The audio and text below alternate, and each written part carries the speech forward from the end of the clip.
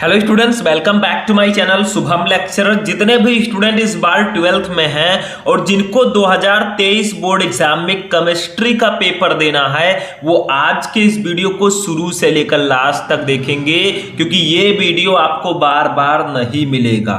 आज का ये वीडियो बहुत ज़्यादा इंपॉर्टेंट है क्योंकि इस वीडियो में मैं आपको क्लास 12 केमिस्ट्री के चैप्टर 5 जिसका नाम है पृष्ठ रसायन, इस चैप्टर से जितने भी इंपॉर्टेंट क्वेश्चन हैं जो आपके बोर्ड एग्जाम में इस बार आएंगे वो सभी क्वेश्चन मैं इस वीडियो में बताऊंगा। देखिए स्टूडेंट, जो पृष्ठ रसायन चैप्टर है इससे आपके केमिस्ट्री के पेपर में लघु उत्तरीय प्रश्न सबसे ज्यादा आते हैं और आपको ये भी पता है कि हमारे केमिस्ट्री में सबसे ज्यादा नंबर के जो क्वेश्चन आते हैं वो लघु उत्तरीय प्रश्न ही आते हैं। तो पृष्ठ रसायन चैप्टर के जितने भी इंपॉर्टेंट क्वेश्चन है बहुविकल्पीय से लेकर विस्तृत उत्तरीय तक उन सभी को मैं आंसर के साथ बताऊंगा। तो आप लोग वीडियो को लास्ट तक देखिएगा, वीडियो को लाइक कर दीजिएगा, चैनल पर नए चैनल को सब्सक्राइब कर लीजिएगा ताकि सभी वीडियो आपको टाइम से मिलते रहें।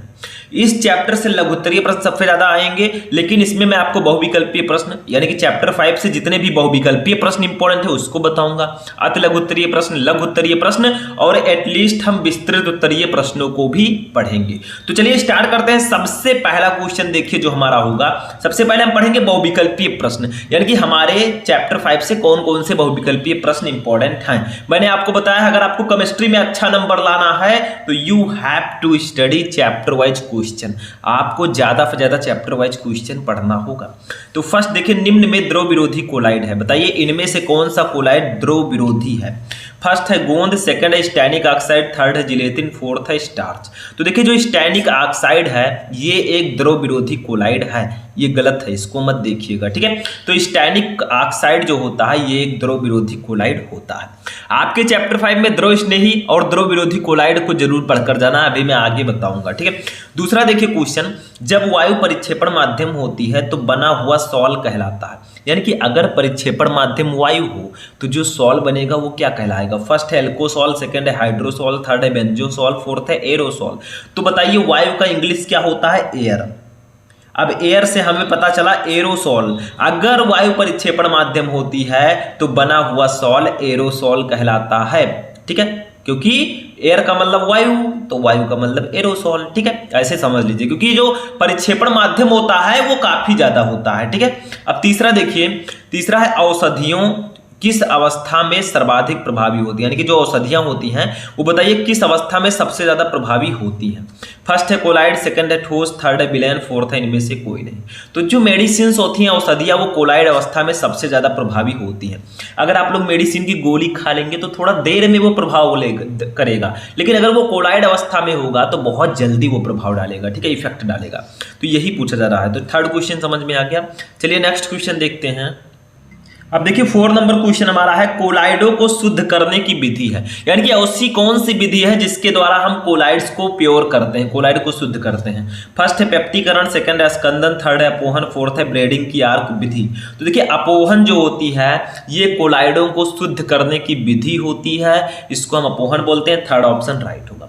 ऐसे नेक्स्ट देखिए 5 नंबर, ये हमारा लास्ट ऑब्जेक्टिव क्वेश्चन है इस चैप्टर का। देखिए पर्पल ऑफ कासियस है, यानी कि किसको हम पर्पल ऑफ कासियस बोलते हैं। फर्स्ट है AS2S3 सॉल, सेकंड है AU सॉल, थर्ड है सल्फर सॉल, फोर्थ है FeOH का होल थ्राइज सॉल। तो इसका राइट आंसर हो जाएगा option number second AU sol. जो AU सॉल होता है इसको हम पर्पल ऑफ कासियस बोलते हैं। तो चैप्टर 5 से टोटल 5 ऑब्जेक्टिव क्वेश्चन इंपॉर्टेंट थे, पांचों मैंने आपको बता दिया, ठीक है। अब हम देखेंगे इस चैप्टर के कौन कौन से अति लघु उत्तरीय प्रश्न इंपॉर्टेंट हैं। तो आते हैं अति लघु उत्तरीय प्रश्नों पर। तो फर्स्ट क्वेश्चन देखिए, अधिशोषण, अधिशोष्य तथा अधिशोषक से आप क्या समझते हैं, यानी कि अधिशोषण क्या होता है, अधिशोष्य क्या होता है तथा अधिशोषक क्या होता है, ठीक है, ये आपको बताना। इसमें कुछ है नहीं। देखिए डेफिनेशन समझिए पहले। अधिशोषण किसी ठोस अथवा द्रव के पृष्ठ पर द्वारा किसी पदार्थ के अणुओं को आकर्षित और धारित करने की परिघटना जिसके कारण अणुओं की पृष्ठ पर सांद्रता में वृद्धि होती है, अधिशोषण कहलाती है। यानी कि अवशोषण करने की जो घटना होती है वही अधिशोषण होती है। जैसे एक एग्जाम्पल समझिए, चित्र समझेंगे सब समझ में आ जाएगा। मैं हाथ से ऐसे बना रहा हूँ, स्केल का यूज मैं नहीं कर रहा हूँ, ठीक है। तो ये देखिए ये एक चित्र है, एक बर्तन समझ लीजिए जो लोहे का है, किसी ठोस या द्रव कुछ भी हो सकता है, ठीक है।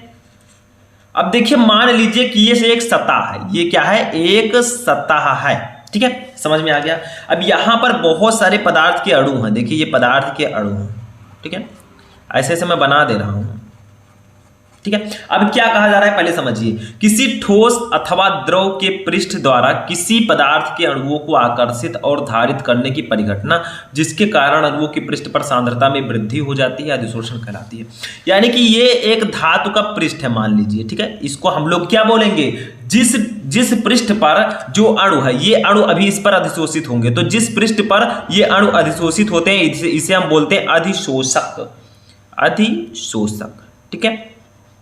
तो यहां पर क्या है, एक पात्र है, ये एक धातु की सतह है, ठीक है। अब ये जो छोटे छोटे अणु हैं, ये पदार्थ के अणु हैं, ये इस पृष्ठ पर अधिशोषित हो रहे हैं, यानी कि ये क्या कर रहे हैं, अधिशोषण इनका हो रहा है, मतलब इसको ये सोख रहे हैं, आप लोग एक प्रकार से कहते हैं अपनी भाषा में, तो इसको ये क्या कर रहे हैं, एब्जॉर्ब कर रहे हैं, एब्जॉर्प्शन इसी को बोलेंगे। तो किसी ठोस या द्रव की सतह, ये एक ठोस की सतह है मान लीजिए, इसमें किसी पदार्थ के अणुओं की, देखिए पदार्थ के छोटे छोटे मॉलिक्यूल है, इनको अवशोषित करने की जो घटना होती है इसी को हम बोलते हैं अधिशोषण, ठीक है, समझ में आ गया।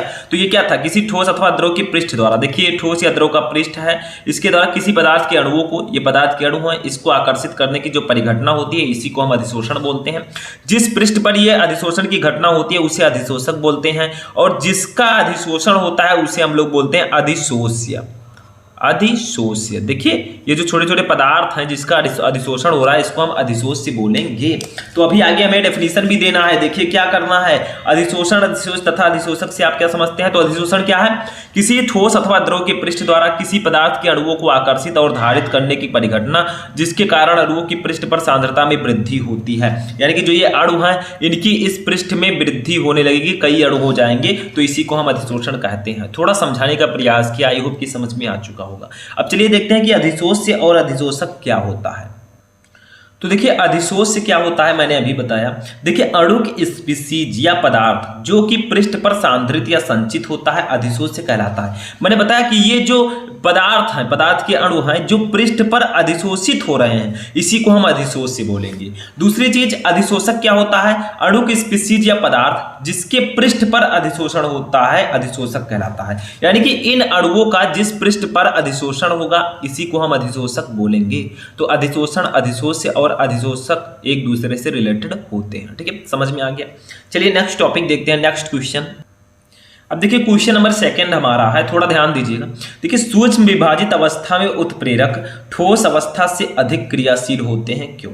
यानी कि अगर हम उत्प्रेरक को, ठीक है, कैटालिसिस को अगर हम सूक्ष्म विभाजित अवस्था में लेंगे तो वो ज्यादा क्रियाशील होगा, किसकी तुलना में, ठोस अवस्था की तुलना में। ऐसा होता क्यों है, आपको रीजन बताना है। तो देखिए इसका कारण क्या है, इसका कारण है कि उत्प्रेरक के जितने अधिक टुकड़े होंगे, यानी कि जो उत्प्रेरक आपने ले रखा है उसके जितने ज्यादा टुकड़े होंगे उतनी ही मुक्त संयोजकताएं अधिक होंगी, यानी कि उसकी संयोजकता उतनी अधिक होगी जिसके कारण उसकी कार्य क्षमता अधिक होगी। तो यही कारण है, अगर हम उत्प्रेरक को छोटे छोटे टुकड़ों में लेंगे तो उसकी जो संयोजकताएं हैं वो ज्यादा होंगी और इसी के कारण उसकी कार्य क्षमता भी ज्यादा होगी, ठीक है। ऐसे तीसरा क्वेश्चन अब हम देखते हैं, that's a most important question. देखिए क्या है, क्लोरोफॉर्म को रंगीन बोतलों में रखा जाता है तथा उसमें कुछ मात्रा में एथिल अल्कोहल को भी मिलाई जाती है, ऐसा क्यों। यानी कि जो हमारा क्लोरोफॉर्म है, अब क्लोरोफॉर्म का फार्मूला क्या होगा, CHCl3, इसे हम ट्राइक्लोरोमेथेन भी बोलते हैं। तो इसको हम रंगीन बोतलों में क्यों रखते हैं या फिर इसमें कुछ मात्रा में एथिल अल्कोहल मिलाकर क्यों रखते हैं, अभी मैं रिएक्शन भी बताऊंगा। तो देखिए पहले ध्यान दीजिए क्या होता है, बहुत खतरनाक घटना होती है। देखिए क्लोरोफॉर्म को रंगीन बोतल में ऊपर तक भरकर इसलिए रखते हैं जिससे प्रकाश और वायु अंदर नहीं पहुंच सके, अन्यथा क्लोरोफॉर्म धीरे धीरे ऑक्सीकृत होकर फास्जीन गैस बनाता है जो बहुत तेज विष है। क्लोरोफॉर्म में 1% एथिल अल्कोहल ऋणात्मक उत्प्रेरक के रूप में डालते हैं। एथिल अल्कोहल की उपस्थिति में वायु द्वारा क्लोरोफॉर्म के ऑक्सीकरण की गति अत्यंत धीमी पड़ जाती है। यानी कि आपसे कहा जा रहा है अगर क्लोरोफॉर्म को हम ऐसे ही रख दें, वायु और प्रकाश की उपस्थिति में उसके संपर्क में रख देंगे डायरेक्टली कहीं, तो क्या होगा, वो वायु द्वारा ऑक्सीकृत होकर फास्जीन गैस बना लेगा जो कि बहुत ही विषैली गैस होती है, ठीक है। तो इसको रख देंगे तो फिर प्रॉब्लम हो जाएगी, ठीक है। तो इसीलिए हम इसको रंगीन बोतलों में रखते हैं, या फिर एथिल अल्कोहल मिलाकर रखते हैं, क्योंकि एथिल अल्कोहल जो होता है इसकी उपस्थिति से वायु द्वारा क्लोरोफॉर्म के ऑक्सीकरण की गति धीमी हो जाती है। अब एक रिएक्शन समझते हैं, रिएक्शन से सब कुछ समझ में आएगा, ठीक है। रिएक्शन केमिस्ट्री में इंपॉर्टेंट है। जैसे देखिए मान लीजिए CHCl3 हमारा क्लोरोफॉर्म है, ठीक है, इसको हमने रख दिया ऑक्सीजन में, ठीक है, ऑक्सीजन की उपस्थिति में। तो देखिए होगा क्या, अब यहाँ पर रिएक्शन हो रहा है, अब देखिए अभी कुछ अलग ही होगा, ठीक है। तो यहाँ पर ऊपर मान लीजिए किसकी उपस्थिति में हम बता रहे थे आपको, एथिल अल्कोहल की उपस्थिति में हम रख देते हैं C2H5OH, ठीक है। तो क्या होगा, ये एक ऋणात्मक उत्प्रेरक, ठीक है। अगर एथिल अल्कोहल मिलाकर रखेंगे तो थोड़ा स्लो होगा इसका ऑक्सीकरण, ठीक है। तो क्या बन जाएगा, देखिए यहाँ पर बन जाएगा COCl2, ये फास्जीन है, ठीक है, गैस है तो ऐसे लगा देंगे, प्लस HCl। अब ये संतुलित है कि नहीं है, यहाँ पर इसको ध्यान दीजिएगा। तो देखिए इधर कार्बन कितना है, सिर्फ एक है, इधर 2 है, तो सिंपल है हम यहाँ पर 2 कर देंगे, ठीक है। देखिए क्या कर देंगे, यहाँ पर हमारा कार्बन जो इधर है, ठीक है, इधर 2 हो गया, क्योंकि Cl2 कितना है, देखिए Cl कितना है, इधर 3 है, इधर सिर्फ और सिर्फ इधर 4 है, ठीक है, इधर कितना है CHCl3, इधर 3 है और इधर 4 है, तो यहाँ पर भी हम 2 कर देंगे, ठीक है। इस प्रकार से ऑक्सीजन को भी 2 कर देंगे और HCl को भी 2 कर देंगे। अब ये हमारा संतुलित हो चुका है। देखिए कार्बन कितने हैं, 2, इधर कार्बन कितने हैं, 2, ठीक है। इधर हाइड्रोजन कितना है, 1, इधर हाइड्रोजन कितना है, देखिए इधर भी 2 है, इधर भी 2 है, क्योंकि 2 आगे लगा, ठीक है। इधर क्लोरीन कितना है, 3 2 6, ठीक है, 6, और इधर 4 और 2 6 है, ठीक है। इधर ऑक्सीजन कितना है, 2, इधर भी 2 है, तो ये आपका संतुलित हो चुका है। तो देखिए होगा क्या, अब ये हमारा है क्लोरोफॉर्म, ये क्या है, क्लोरोफॉर्म। अब इसको हमने वायु के उपस्थिति में रख दिया, तो ये देखिए विषैली गैस बन गई, जिसका नाम है फास्जीन, और ये बहुत विषैली गैस होती है। तो इसीलिए हम इसको रंगीन बोतलों में रखते हैं, या फिर एथिल अल्कोहल की कुछ बूंदें मिलाकर रखते हैं, ताकि वायु या प्रकाश के संपर्क में ना आ सके और फास्जीन गैस ना बने, ठीक है। नहीं तो प्रॉब्लम हो जाएगी, क्योंकि विषैली गैस होती है फास्जीन। समझ में आ गया। चलिए नेक्स्ट क्वेश्चन देखते हैं।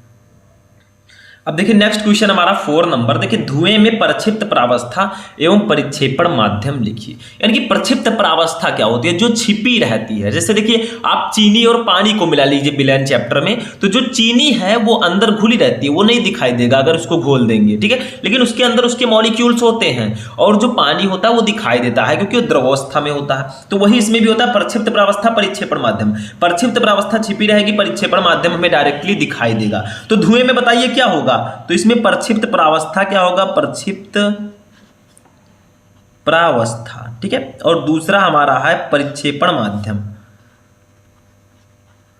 परिक्षेपण माध्यम, ठीक है। तो प्रक्षिप्त प्रावस्था क्या होगी, जो छिपी रहेगी। देखिए वायु में छोटे छोटे कण छिपे होते हैं, सभी को पता है, तो ये ठोस होगा, ठीक है, क्योंकि वायु में छोटे छोटे कण होते हैं। और परिक्षेपण माध्यम क्या होगा, देखिए जो हमारा धुआं है वो वायु की तरह दिखता है, तो परिक्षेपण माध्यम हमारा होगा वायु, ठीक है, या गैस, गैस लिख दीजिए, ज्यादा बेटर रहेगा, ठीक है। यहां पर इसके जगह पर गैस लिख दीजिए, गैस, ठीक है। तो देखिए धुएं में जो प्रक्षिप्त प्रावस्था होगा और परिक्षेपण माध्यम होगा वो क्या होगा, तो जो प्रक्षिप्त प्रावस्था होगा वो ठोस होगा, जो परिक्षेपण माध्यम होगा वो गैस होगा। क्योंकि देखिए आप जब धुएं को देखेंगे तो एक गैस की तरह दिखेगा, तो जो ज्यादा मात्रा में दिखेगा वो आपका परिक्षेपण माध्यम होगा, जो कम मात्रा में उसमें छिपा रहेगा वो प्रक्षिप्त प्रावस्था होगी। ऐसे दूध में आप लोग बता दीजिए जल्दी से, दूध में परिक्षेपण माध्यम प्रक्षिप्त प्रावस्था, तो यहां पर लिखेंगे प्रक्षिप्त प्रावस्था, प्रक्षिप्त प्रावस्था, और दूसरा हमारा है परिक्षेपण माध्यम, परिक्षेपण माध्यम, ठीक है। तो दूध में बताइए क्या होगा। अब दूध में परिक्षेपण माध्यम तो हमें पहले ही पता चल गया, क्या होगा, जल होगा, क्योंकि दूध में ज्यादातर द्रव रहता है, ठीक है। और प्रक्षिप्त प्रावस्था क्या होगी, देखिए वसा होगी। आप सभी को पता है कि फैट उसमें पाया जाता है दूध में, ठीक है, तो उसके अंदर वो छिपा रहता है, तो प्रक्षिप्त प्रावस्था द्रव या वसा होगी, ठीक है। और परिक्षेपण माध्यम जल होगा। तो ये आपका हो जाएगा परिक्षिप्त प्रावस्था एवं परिक्षेपण माध्यम। एक सबसे ज्यादा इंपॉर्टेंट क्वेश्चन इस चैप्टर का वो है स्वर्ण संख्या या स्वर्णांक की परिभाषा दीजिए। व्हाट इज गोल्ड नंबर, ये बहुत ज़्यादा इंपॉर्टेंट क्वेश्चन है। तो इसका डेफिनेशन आपको याद करना पड़ेगा, क्योंकि इसका कोई ट्रिक नहीं है कि मैं बता दूंगा, घोल कर पिला दूंगा, आपको तुरंत याद हो जाएगा। देखिए क्या है, रच्छी कोलाइड की शक्ति को स्वर्ण संख्या से व्यक्त किया जाता है। स्वर्ण संख्या की परिभाषा निम्न प्रकार से दी जाती है। ये लाइन याद कर लीजिएगा, बाद में पछताना ना पड़े, यहां से लेकर यहां तक, क्योंकि बहुत इंपॉर्टेंट है। ठीक है, तो देखिए क्या है, किसी द्रव स्नेही कोलाइड की स्वर्ण संख्या उसका मिलीग्राम में वह भार है जो गोल्ड सॉल के 10 मिली में उपस्थित होने पर, ठीक है, 10%, यहां पर ये क्या है 10% NaCl विलयन के 1 मिली को डालने पर सॉल के लाल रंग से नीले रंग में परिवर्तित होने पर रोकने के लिए पर्याप्त होता है। अब देखिए, इसको मैं याद नहीं करवा सकता, ये मुझे भी नहीं याद होगा, आपको सुबह पढ़ेंगे याद हो जाएगा। यानी कि कहा जा रहा है किसी द्रव स्नेही कोलाइड की स्वर्ण संख्या उसका मिलीग्राम में वह भार है, यानी कि ये मिलीग्राम में वह भार है जो गोल्ड सॉल के 10 मिली में उपस्थित होने पर 10% NaCl विलयन के 1 मिली को डालने पर सॉल के लाल रंग से नीले रंग में परिवर्तित होने पर रोकने के लिए पर्याप्त होता है। थोड़ा उल्टा सीधा है, लेकिन समझना तो पड़ेगा, क्योंकि हमें पढ़ना है, टॉपर बनना है, तो इसको आप ध्यान दीजिएगा। चलिए नेक्स्ट टॉपिक देखते हैं। तो यहां पर हमारा अति लघुत्तरीय प्रश्न है, 6 क्वेश्चन मैंने आपको बताए अति लघुत्तरीय प्रश्नों के। ठीक है, अब देखते हैं कि इस चैप्टर से कौन कौन से लघुत्तरीय प्रश्न इंपॉर्टेंट है। चलिए उसको देखते हैं। अब देखिए, इस चैप्टर से सबसे ज्यादा लघुत्तरीय प्रश्न आने के ही चांसेस होते हैं, और जितने लघुत्तरीय प्रश्न मैं बता रहा हूं पढ़कर जाइएगा, नहीं तो बाद में पछताना पड़ेगा। देखिए फर्स्ट क्या है, कोलाइडी कणों पर विद्युत आवेश किस प्रकार आता है, धनात्मक और ऋणात्मक आवेशित सॉल के एक एक उदाहरण देते हुए स्पष्ट कीजिए। ये तो कम इंपॉर्टेंट है। दूसरा देखिए बहुत इंपॉर्टेंट है, ब्राउनियन गति पर एक संक्षिप्त टिप्पणी कीजिए। व्हाट इज ब्राउनियन मोशन, ठीक है, that's the most important topic. Third देखिए, द्रव स्नेही तथा द्रव विरोधी कोलाइड किसे कहते हैं, प्रत्येक को एक एक उदाहरण सहित समझाइए। पहले भी मैं बता चुका हूं, और ये क्वेश्चन VVI है, इसको पढ़कर जाना ही जाना है। और ऊपर वाला जो मैंने बताया ये भी इंपॉर्टेंट है। 5 नंबर देखिए, भौतिक अधिशोषण एवं रासायनिक अधिशोषण में क्या अंतर है। ये जो क्वेश्चन मैं बता रहा हूं लघुत्तरीय में, अगर इसको छोड़ दिया तो प्रॉब्लम हो जाएगी, क्योंकि इसमें से ज्यादातर क्वेश्चन आते हैं। नेक्स्ट देखिए, हार्डी-सुलजे नियम पर संक्षिप्त टिप्पणी कीजिए, या इस प्रकार से भी क्वेश्चन आ सकता है, या लिखकर कि हार्डी-सुलजे नियम को स्पष्ट कीजिए। ठीक है, दोनों प्रकार से आ सकता है। तो ये 5 लघुत्तरीय प्रश्न अगर आपने पृष्ठ रसायन चैप्टर से पढ़ लिए तो 4-5 नंबर आपका क्लियर है, क्योंकि ये आएगा ही आएगा। ठीक है, चलिए अब देखते हैं इस चैप्टर से विस्तृत उत्तरीय प्रश्न कौन कौन से इंपॉर्टेंट हैं। अब देखिए, ये एक ऐसा चैप्टर है जिससे विस्तृत उत्तरीय प्रश्न आने के चांसेस बहुत कम है, क्योंकि P block elements, amine, alcohol, phenol, ether, इन सबके होते हुए इससे क्वेश्चन कम आने के चांसेस है। ठीक है, क्योंकि उन्हीं चैप्टर से आएंगे। देखिए विस्तृत उत्तरीय प्रश्न में एक क्वेश्चन आ सकता है, निम्नलिखित पदों को सब समझाइए। फर्स्ट है विद्युत कण संचलन, सेकंड है स्कंदन, थर्ड है अपोहन, फोर्थ है वैद्युत अपोहन। ठीक है, तो इसको आपको समझाना है। तो ये था विस्तृत उत्तरीय प्रश्न। तो आज के इस वीडियो में मैंने आपको बताया 12th केमिस्ट्री के चैप्टर 5 के कौन कौन से बहुविकल्पीय प्रश्न इंपॉर्टेंट है, अति लघुत्तरीय प्रश्न, लघुत्तरीय प्रश्न, और एटलीस्ट हमने विस्तृत उत्तरीय प्रश्नों को देखा। तो जितने भी क्वेश्चन मैंने बताए हैं आज ही पढ़ लीजिएगा, नहीं तो बाद में पछताना पड़ेगा। और अगर आप लोग चाहते हैं कि इसी तरह मैं नेक्स्ट चैप्टर का क्वेश्चन लेकर आऊँ तो इस वीडियो को लाइक कर दीजिए, चैनल पर नए चैनल को सब्सक्राइब कर लीजिए, ताकि सभी वीडियो आपको टाइम से मिलते रहे। तो चलिए हम मिलते हैं किसी नेक्स्ट वीडियो में नेक्स्ट टॉपिक के साथ, तब तक के लिए जय हिंद।